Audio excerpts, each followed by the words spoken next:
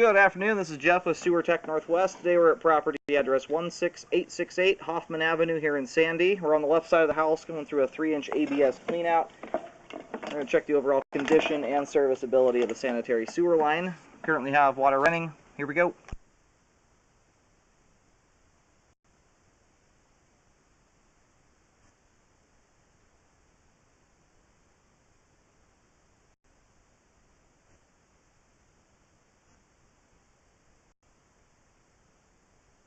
We just went through a belly there. We'll take a look at that on the way out. We have a lot of water running inside that's going to be exaggerating that.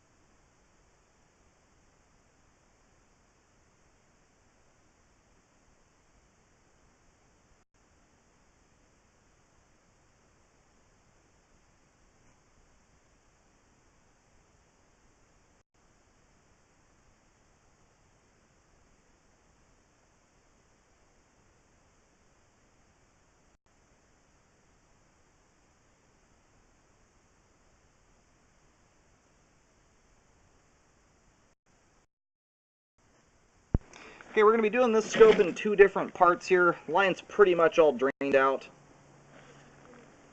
We have no more water moving through the clean out here, so whatever we're seeing is going to trickle off here shortly. But it's a flag lot line. It's very long. It's probably going to be at least 120 feet. And lines this long, I tend to look at a little bit differently. I almost treat them more like a septic system. I've probably done close to 600 to 700 houses that are of this length. You know, I've done about 15,000 lines in total. But the flag lots, 90+% of them, any line that goes over about 120 feet, will almost always have bellies in them. It's not that you want the bellies there, it's just an incredibly large amount of ground to guarantee that nothing is going to shift. Your average sewer line is around 50 feet. This one's going to be triple to quadruple that length. And on top of that, the main laterals are not always set at a depth that allows you to just provide a lot of slope and grade to them. So anyway, we're going to see some standing water here. We'll see how much we're dealing with in total. With these type of lines, I tend to look at the bellies a little bit differently than the average sewer line just because they are so stinking common. That being said, the longer the line, the better you need the thing to drain out, ideally, in order to get everything from point A to point B. So with these, like I said, I tend to look at them more like a septic system. You want to make sure the only thing going down these lines are this length. It's folded toilet paper. The length alone will cause debris to hang up. When you flush a toilet, that stuff maybe makes it 30 or 40 feet. So if you put anything down the line that shouldn't be going down there, it's going to hang up really easily. It has a long ways to go. But we're going to move right here. There's a tie-in for a clean out. We have a belly here that starts at 44 feet and extends out to right around, I think it was 52 feet where we stopped up there. Right about here. Anyway, this spot here is working with around a half of an inch of standing water, and we do have some debris in the line. But I generally, I'll recommend repairs on stuff like this. Typically, I don't see toilet paper build up until you have at least 5 feet of pipe at least an inch of standing water. This spot here is working with about a half of an inch of standing water. There is some debris there. Because of how common these bellies are on these lines, I'm more apt to recommend jetting from time to time than I am to recommend repairs. after looking at as many as I have, and that ranges from houses that are brand new, never lived in, all the way to 100 years old, and consistently they will have bellies in them, unless you're on a huge hillside with just tons of natural grade to it.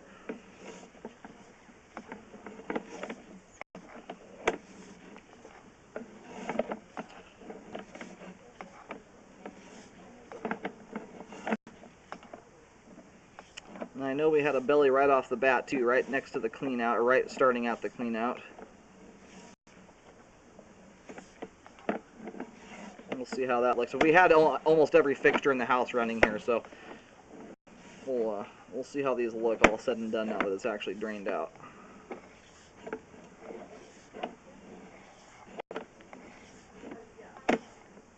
Alright, so there's the belly that leads out from the clean out. It looks like the water dissipates out here at about 3 feet from the clean out.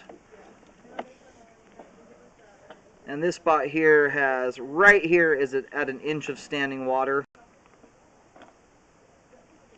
That's starting right at the clean out.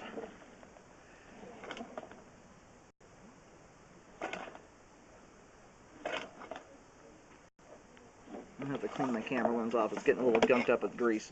And putting cooking oil and grease and stuff down the line on lines this length, not a great idea. It's sort of like I said, they're almost like septic systems. They're much more temperamental to begin with. It's kind of, at this point, what comes with the territory on lines that are this long.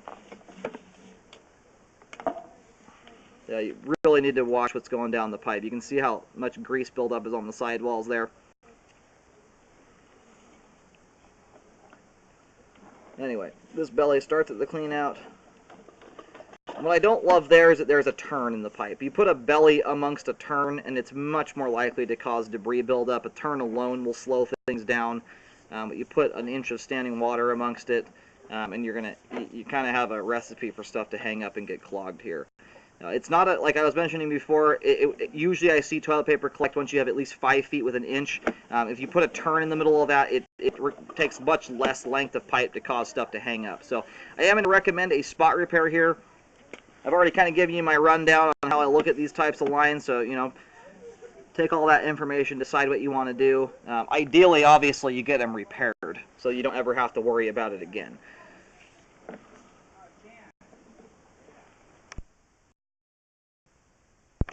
I've got this mapped out here with a white X at the end where the belly stops at, right where we're at currently. Again, the belly starts right at the clean out. I do recommend a spot repair to correct that. If nothing else, make sure the line gets jetted to remove all the debris buildup from the line. That will significantly improve things. And if you decide to live with all the issues, which I'm going to be honest with you, a lot of people do. I've already mentioned before how common this type of stuff is with lines this length. What I highly recommend doing is get the line jetted right off the bat and then re-scope it in a year to get an idea. It'll give you a baseline for how much debris is collecting in here with your living habits. Every household has a different amount of people in it with different habits. A belly for one house might not be a problem, but for another household with 5 or 6 kids in it could be a humongous problem. So make sure you get it re-scoped. If repair is not done, keep an eye on it. And at the year mark, if you're not seeing a whole lot of debris buildup, you know, what I would recommend is maybe re-scope it in maybe 2 to 3 years after that. And at that point, you really have a good idea of whether or not you need to be worrying about this line at all in the way of debris buildup.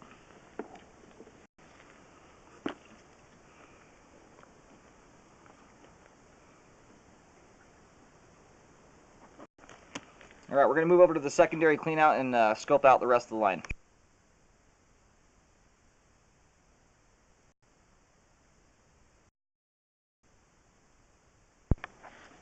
Yeah, we're over here at the secondary cleanout now. It's just adjacent to the driveway here under a big steel plate.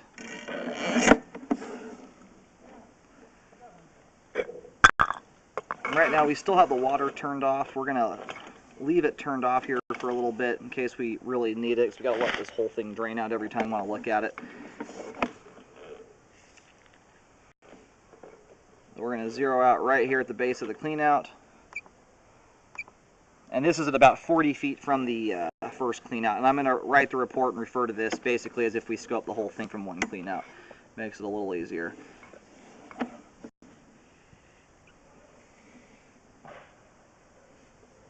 Now, right about here was where we stopped up, or just past this turn here. I'm sorry, it was this turn right here where we ended up at, though. It might have been closer to about 42 feet, but anyway. We have another belly that leads directly away from this cleanout as well. We also have some debris in the flow line there. You can see all that junk sloughing off into the flow. And that's, to a certain extent, that can exaggerate how much water, the depth of the water there. We'll run more water down the line at the end before we reassess that one.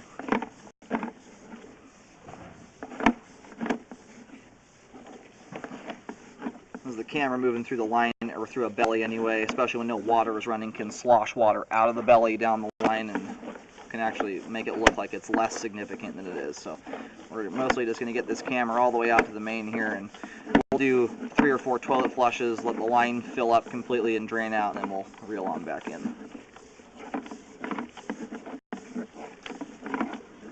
My concern with both of those bellies right off the bat, they're both not terribly long, but they're both right on turns in the line,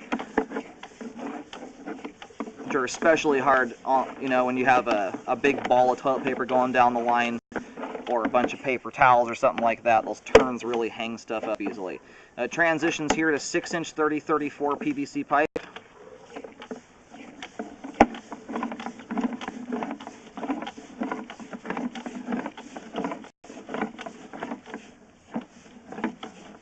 And right here at 90 feet is the main lateral connection. So in total here we're about 130 feet to the main lateral from the first clean out. I'm going to locate just to verify where this is at exactly, and then again we're going to fill the line up with water and then drain it out again and assess that belly that's just out from this clean out we're in right now. Okay, located the camera head successfully at it's either Hoffman Avenue or it's the private drive, but it's the road that connects to the driveway for this house.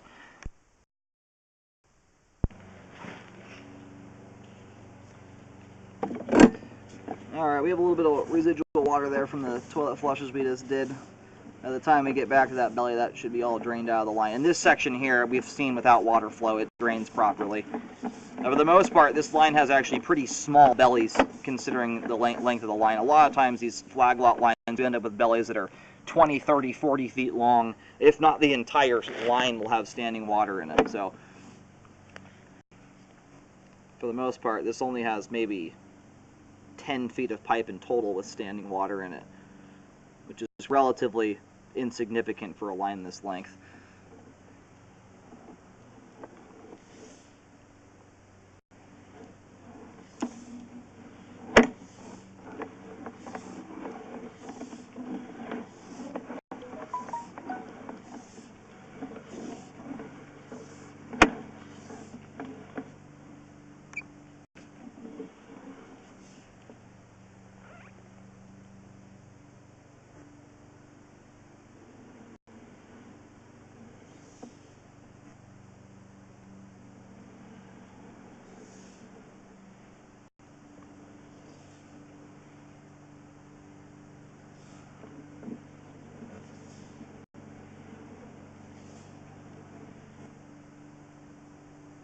Alright, the line is pretty much all drained out at this point. The amount that's moving through there is just about nothing. It's not going to really affect the view of the bellies at all here.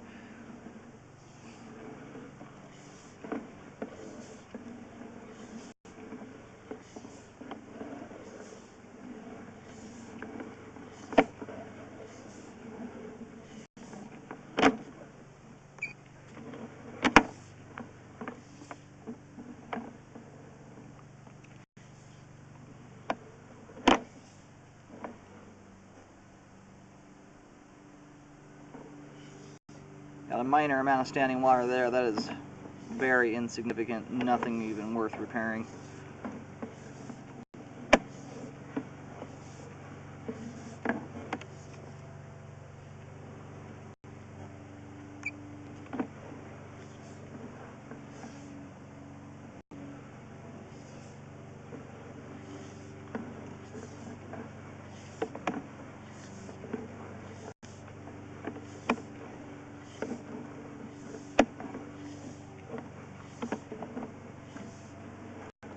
Alrighty, and we are just about back to the belly here in the line. You can see how thick that junk is there in the pipe. And my camera's broken up a lot of this junk at this point. A lot of that may just make its way out on its own. Alright, so we are back here. This belly ends right on the turn here in the pipe, right at about 5 feet out from the clean out. That water level is going right up to the top of the lens. It's right about an inch of standing water right here.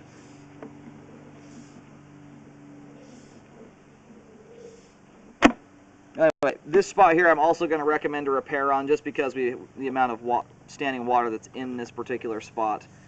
It stretches right here. It starts right at the clean out.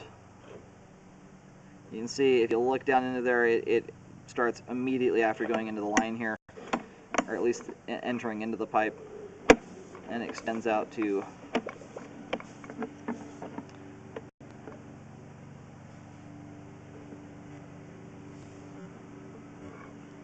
try and push some of this junk out of the way here. Sometimes that debris will dam up the pipe and make it look like the belly's longer than it is.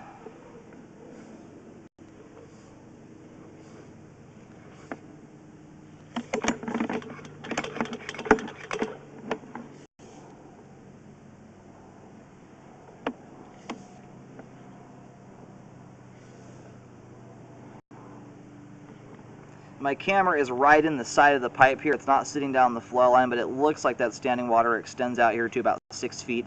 Even though it's at its most minimal point there, you can't fix part of a belly. You have to fix the whole thing in order to get slope and grade back. Anyway, I do recommend a spot repair here as well from the clean out, or we'll call this from about 42 feet to about... Oh, sorry, I'm terrible at doing math in my head here. To about 48 feet, we'll call it, at least in the report.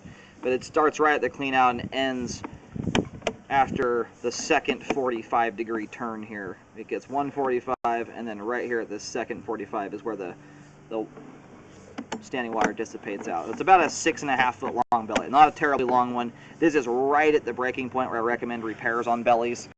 Still a livable thing. I've already explained a whole bunch about lines this long and bellies and everything. So anyway, I recommend fixing those.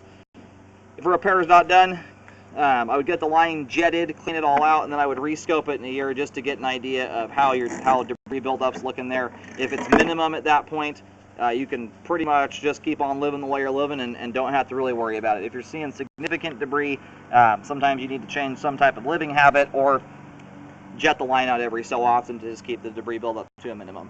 Aside from those two spots, though, the rest of the pipe's in good condition. All the pipe is in good shape. There's nothing that's broken, breached. There's no separated joints or anything like that. You just have two fairly minimal bellies in there. The bellies that are real scary, the nightmarish ones, especially for a line this long, is when you have 2, 3, 4 inches of standing water for an extended period of time. This last belly here barely reaches an inch. The first one is at an inch, but it's only about 3 feet long. So anyway, I have to recommend repairs on these ones. I've already explained how I look at these. You know, the average line this length is going to have bellies in them. So I would recommend repairs on them to fix them, and a lot of that has to do with liability. I have to at this point. Like I mentioned before, if you're putting things down the line that shouldn't be going down there, these spots can be problematic for you. If it's just toilet paper, folded toilet paper, you're very unlikely to see any issues associated with these bellies.